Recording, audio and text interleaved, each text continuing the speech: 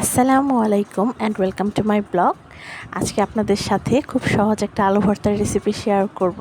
আর হ্যাঁ, এই রেসিপিটা যদি আপনাদের ভালো লাগে তাহলে আমার চ্যানেলটাকে সাবস্ক্রাইব করে দিবেন, আর যারা করেছেন তাদেরকে অসংখ্য ধন্যবাদ। এখানে আমি কিছু আলু নিয়ে নিয়েছি, এরপর এগুলোকে আমি খুব ভালো করে পরিষ্কার করে নেব। তো পরিষ্কার করা হয়ে গেলে এগুলোকে আমি মাঝখান থেকে 2 টুকরাতে শুধু কেটে নেব। তো একটা হাঁড়িতে আমি একটু সরিষার তেল খুবই সামান্য পরিমাণ দিয়েছি। তো এরপরে আলুগুলাকে আমি এখানে দিয়ে দিব আস্তে আস্তে। চুলার আঁচটা কিন্তু খুবই কম রাখতে হবে, না হলে কিন্তু পড়ে যাবে, কিন্তু আলু সিদ্ধ হবে না। আমি আসলে তেলে দিয়ে এইভাবে আস্তে আস্তে ভেজে নেব, যাতে আলুটা পুরোটা সিদ্ধ করতে হবে, এটা মাথায় রাখবেন। তো এই তো আমি ঢেকে দিলাম, দেখতে পাচ্ছেন আলুটা আমার প্রায় হয়ে গেছে কাছাকাছি। তো এই তো আমার আলুগুলো হয়েই গেছে। তো এরপরে আমি এগুলাকে একটা বাটনাতে নামিয়ে নিলাম। এরপরে এখানে কিছু পরিমাণ শুকনা মরিচ আমি ভেজে নেব।